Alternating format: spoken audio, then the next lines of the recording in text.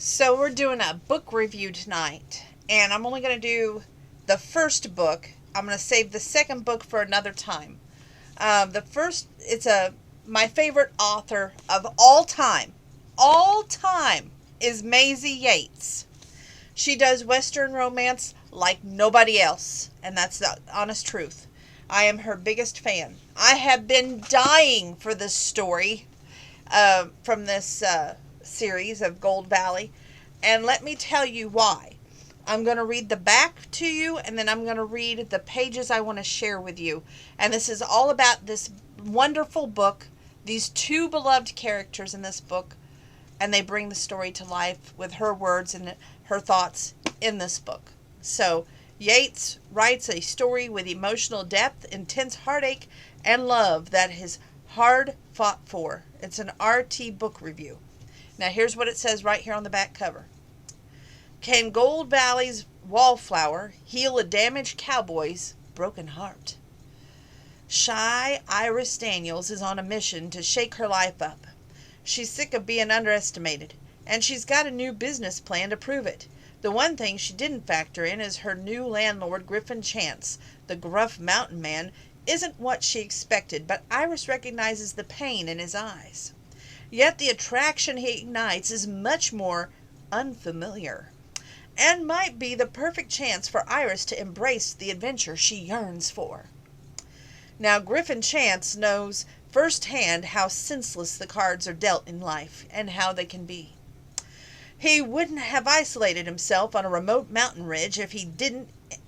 An innocent Iris craves excitement, and he's a man who thought he'd forgotten how to feel, but when their connection grows deeper than either of them anticipated, Griffin has to decide if he can put down the pain of the past and step into a love he never believed possible. Okay. Now, these are the pages I have marked to bring you closer to this this is the beginning of how the two characters really got to meet and know one another. And I really hope you pick up this copy, because there's not one but two stories in this amazing book that I have here. And there's a bonus story that we'll cover tomorrow night, probably, hopefully, knock on wood. But this one is where she's come up the mountain and she's brought him some cookies. Griffin Chance looked down at the plate of cookies and then extremely plain, mousy woman who was holding them. He wasn't sure which was the bigger surprise, the woman or the baked goods. Really, anyone coming out of nowhere and materializing at his chosen retreat was a surprise. One of the things he liked about living so far up in Echo Pass was the fact that he was isolated, alone. That was how he liked it. "Do I know you?" His voice was rusty. He didn't think he had spoken in a couple days. Not unusual. In fact, he was pretty sure the last thing he said was a vile expletive when he hammered his thumb working on the house a while back. And before that, he couldn't even remember. "No," she said. "No, you don't, though I did leave a couple of messages for you. My business manager handles all that." His words sounded disconnected. They felt disconnected. He didn't think about that side of his life often these days, and it was why he paid someone to management, a payment that left his account automatically and required no effort or thought on his part. The woman looked at him like he had grown a second head, and he had to acknowledge that was probably weird to hear a man who looked only just this side of the Sasquatch say that he had a business manager. But when this creature found weird or not weird wasn't really his problem. "Well, I haven't heard from your business manager, but I got your address and I thought I would come up here and talk to you with a peace offering." "The cookies." "Yes, the cookies." She looked around, the disdain in her muddy green-brown eyes obvious. "Are you going to invite me in?" "Wasn't going to." He crossed his arms and leaned against the door frame. "Well, if you don't let me in, I'm not going to be able to give you a cookie." "I could take it off your platter if I felt like it." "Well, you won't be able to have milk." "I don't have any milk."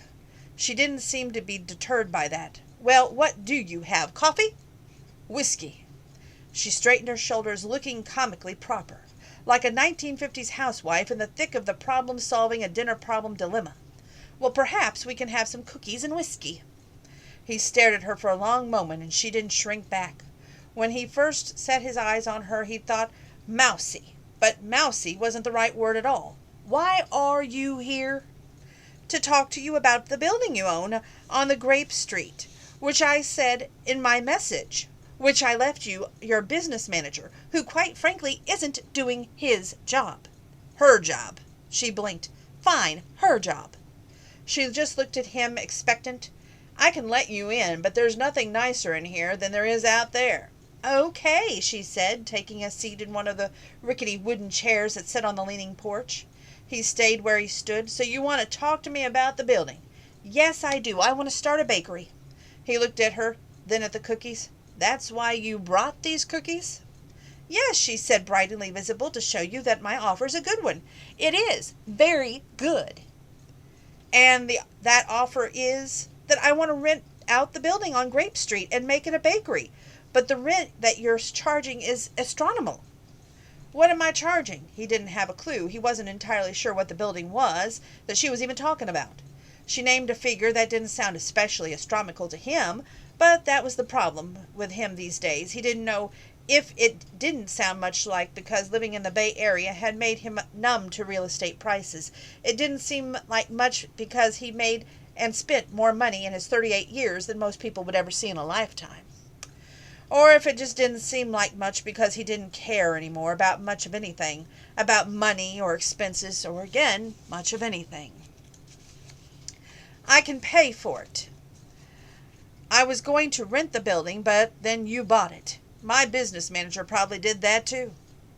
Well, whatever. The bottom line is that you own it, and now it's the kind of hindering my dream. What's your name? She blinked. Iris. Maybe you need some more realistic dreams, Iris. He expected a reaction out of that, but she remained nearly sanguine in appearance.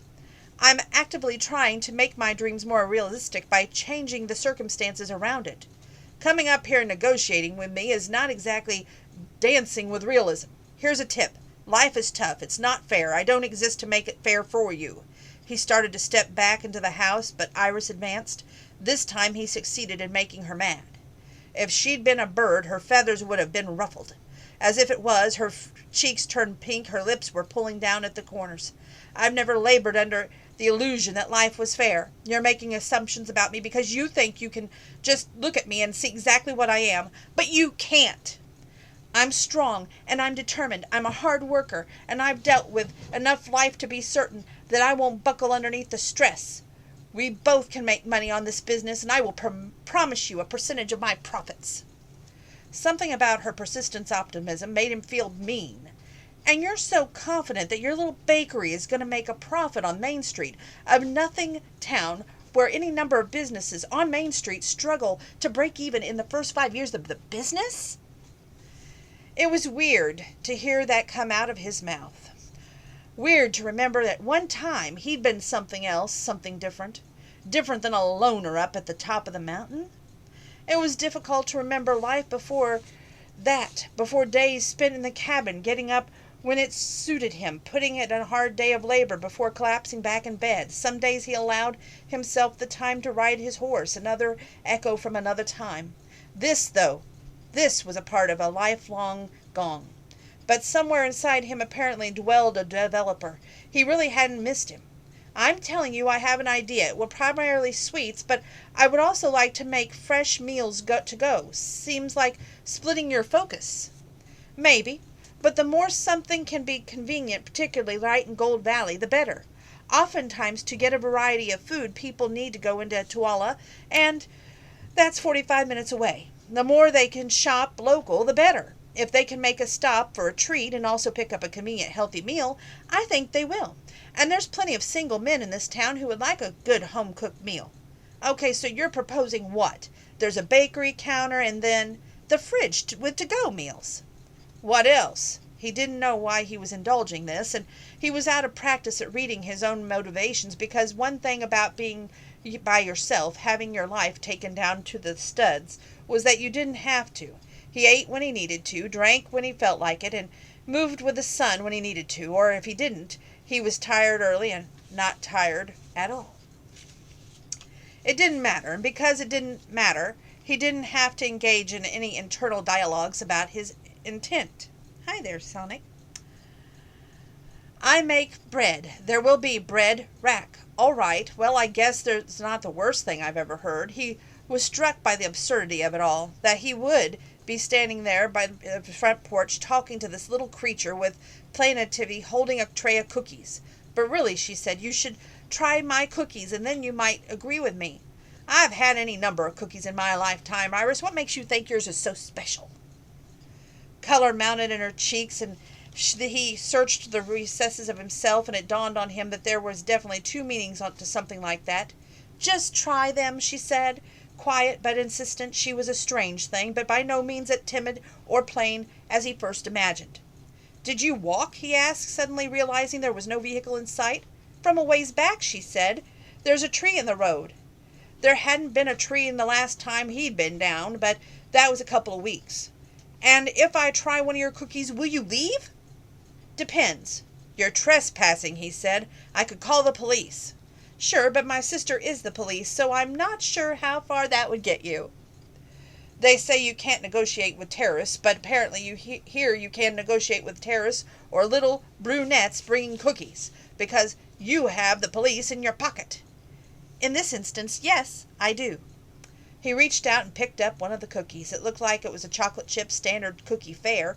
Big mistake. If you were going to come all the way up the mountain to try and impress a man with your baking, you had to get beyond the basics. Unless she put cyanide in it. Entirely possible. The thought of it didn't really faze him. He popped the cookie into his mouth, whole and chewed, and had to revise every thought he had previously. Because it was the best dang chocolate chip cookie he ever had in his life. And that was saying something, especially nowadays. He didn't really eat for pleasure, didn't do much of anything for pleasure. He ate not to die, he drank not to feel. Dessert? Unless it was convenience, he couldn't remember the last time he had something sweet. And maybe that was the coloring his perception on these cookies, that there was something about them that was almost painful. A window of something domestic that he didn't have anymore. A look at another life. Who knew that butter, chocolate, could accomplish such a thing? It's good, right? She asked. And the strangest thing was he knew that she was just confirming, because she already knew it was good. And there wasn't a heck of a lot else that could made her interesting, but her confidence did. That flat-out assurance that she had something here that was better than average, that she was better than good. And she had come all the way up the mountain to make sure that he knew it. Spare few things intrigued him, but that did. He picked up another cookie off the plate, and her grin became a satisfied cat. I told you, she said. I'm a soft target, he said. I can't tell you how long it's been since I've had a cookie. I don't have a lot of money, she said. A little bit I saved up from things, and what I'm anticipating I'll make on the bakery, but by large, but starting up is going to be pretty cost prohibitive. She took a deep breath. If I could do some things for you around the house, or bring you things, are you suggesting we barter? Yes, that's exactly what I'm suggesting. I'll bring you food, and I'm going to be making dinners anyway, and I'm going to be making baked goods too, and I'll bake for you. How do you know I need someone to cook for me? She looked past him at the deceptive cabin. Just a hunch, she said. What makes you think I want this? I don't know, but I'll trade you domestic services and percentages of my profits, and if 12 months is not worth it to you, then it's done. But it's just empty right now, and I guarantee you that very few people in town are going to be able to make the rent. Even if they do, it's not going to be some fool who came up from California, no offense, and thinks that they know how to run a business here. They're going to think that they know better than people here want. They're going to aim to please tourists, ignoring the fact that you have to give something to get locals as well. I know this town. I know these people. Like I said, my sister is the police. My brother is one of the most well-respected men in town. My cooking is something people know about. She straightened her little chin, lifting her chin. I'm something of a legend. Are you? Yes. You're very small for a legend. And you're awfully talkative for a mountain, but here we are. And he didn't know what to say to her, mostly because he had no reason to argue with her. Not really. Um, Sorry, that was Heathcliff wanting some attention there. The only thing he needed was money these days for equine facility down at Santa Barbara, and most of his previous investments handled that. Okay, let me get back here. And yeah, that was the house, and it had to be finished. A promise was a promise. It had just taken him a while to get here, and then taken a while to get where he could start thinking. But in the meantime, he didn't exorbitant money, and if he had someone bringing him food, he could leave the house less often. He could actually get a decent start on building, and yeah, doing it by himself was a little bit past foolish, but he'd gotten to where it was possible, and anyway, it was about the only thing he could do to occupy himself. Come on in, he said, jerking his head toward the door. Likely when she saw the place she would run. He kept a close eye on her as she entered, trying to gauge her response. And at this point he wasn't sure whether he hoped she would go or hoped she would stay. He looked around dilapidated cabin, trying to see what she was seeing, and it was, well, a mess.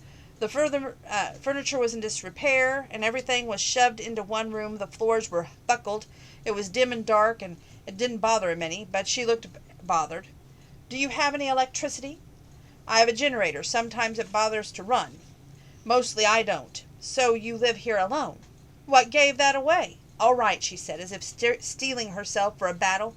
All right, I will clean this place twice a week, plus provide you dinner every day. For dessert, that will go with whatever I'm making at the bakery, at 20% of the profits. 25. That lit her face like a beacon. 20 is more than generous. And no rent is something a little past generous, and I'm not known for that, so if I were you, I'd take a deal when one is offered. She looked mulish. Fine, still holding a plate of cookies in one hand and extended her offer for a handshake. Griffin Chance, she said, you got a deal. Sounds good, Iris. He grasped her hand in his, and for a moment it was like the world tilted. She was soft and warm. And right then he was trying to remember how long it had been since he touched another person. He never even had another person in this cabin. What's your family's name? He asked, dropping his hold on her hand. Daniels. Sounds to me like we're in business, partner, Iris Daniels. Sounds like it. You start Monday. That's tomorrow, she said. That's not very much time. Then I suggest you get busy. And that's what I'm going to leave you with. What happened between the mousy, shy Iris and the mountain man with nerves of steel, if you will. And it's an exceptional read. I loved this book. I can't say that enough. And if you get the chance, pick up The Heartbreaker of Echo Pass, a Gold Valley novel by Maisey Yates. You won't regret it. Time well spent with a wonderful book, great author. So it gets a 25 out of 1 to 10. That tells you off the charts grand. There is another book that is in this book called Solid Gold Cowboy. It's a short read, but it's got a lot of paper clips. So tomorrow or the next day or sometime in the near future, we will cover that book as well. Thank you for tuning in. God bless you. Stay tuned. Stay healthy. Stay well. Wash those hands. Sometimes use a hand sanitizer. Don't be afraid to use your mask either. Love each and every one of you. Stay safe. Stay well.